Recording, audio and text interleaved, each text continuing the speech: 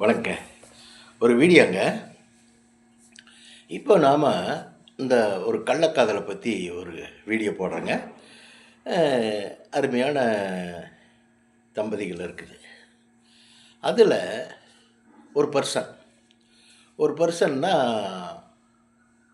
மனைவின்னு வச்சுங்களேன். அவருடைய மனைவி கள்ளக்காதலோடைய கதைங்குது. அதை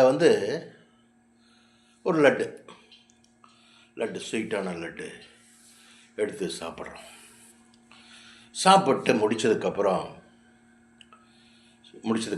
ஒரு காஃபி குடிக்கிறோம். நல்ல ப்ரூ காஃபி குடிக்கிறோம். ப்ரூ காஃபி குடிக்கும்போது அந்த தித்திப்பு இருக்காதுங்க நாக்கில். ஏன்னு கேட்ட சுவையான லட்டு சாப்பிட்டாச்சு. லட்டு சாப்பிட்டதுக்கப்புறம் அந்த காஃபி குடிக்கும்போது அந்த காஃபி நமக்கு அந்த சுவை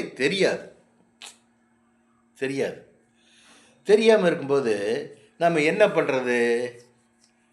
இந்த அதை ஒன்றுக்காகாத ஒரு தரங்கட்ட லட்டை ஒரு ஒரு நல்ல குவாலிட்டி இல்லாத லட்டை கூட அந்த லட்டில் ஸ்வீட்டு இதெல்லாம் இருக்குமில்லங்க.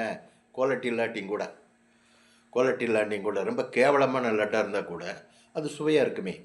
அந்த லட்டை சாப்பிட்டதுக்கு இந்த உயர்ந்த காஃபியை குடித்து அதனுடைய சுவையை கெடுத்து போடுச்சுங்க இந்த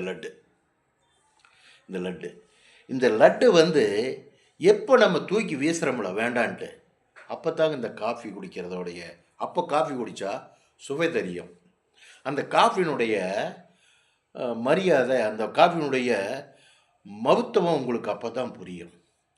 எப்போ அந்த அந்த காஃபி அந்த லட்டை தூக்கி வீசுகிறீங்களோ அப்போ தாங்க இந்த காஃபியினுடைய அருமை தெரியும். அப்படின்னு என்ன அர்த்தங்கன்னா, எப்போ அந்த கேவலமான வேலையை இந்த மனசுலேருந்து தூக்கி வீசுகிறீங்களோ அப்போ தான் இந்த கணவனுடைய அருமை தெரியும்னு சொல்ல வர்றேன். சரிங்களா?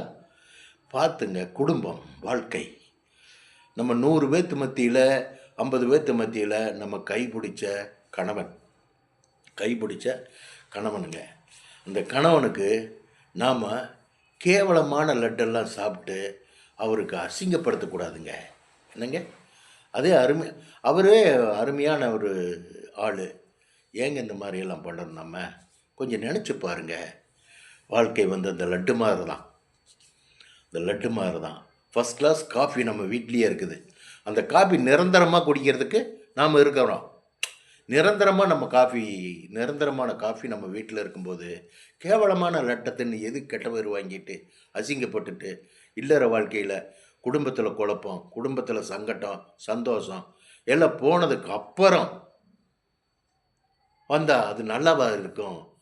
சுவை இருக்காதல்லவா? கொஞ்சம் யோசனை பண்ணுங்க. சரிங்களா? பெண்மைன்னா பெண்மை மாதிரி இருக்கணுங்க. சிலதுக்கெல்லாம் நம்ம அடிமையாகிடக்கூடாது. சீ அப்படிங்கிறது ஒரு கெத்தாகவே இருக்கணும் வாழ்க்கையில். கெத்தை விடவே கூடாதுங்க. சரிங்களா? வச்சுட்டுங்களா? ஓகே.